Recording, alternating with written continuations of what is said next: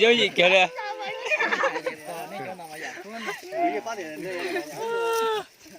Phát lửa. Nhớ cả tao mà tại cái đấy là thầy cái tí là quên tàn thôi sau đây nhớ chung lời mà Chỉ có được bỏ tay thì tao cái cái này thì sửa cố chỉ tàu kia rồi. Đây có nếu tao mà này chủ họ nó Tao ít xong rồi. tàn nó bây giờ nó cuốn sẽ được cuốn tại họ bây giờ nó mà giờ chịu chậu đi Chút tùng nén à. tí tụng nền kìa xí Dữ nhiều lo lấy giờ dữ à. Hay là như chỉ có trăm muốn chỉ hay. cái cho nên cái má chỉ còn cầu nó mà như tao nói chỉ là tao thoải mái giờ rồi gì bé bán là giờ tí chơi này thoải mái lắm của các chị tâm lý bây giờ các bạn Bắt đầu.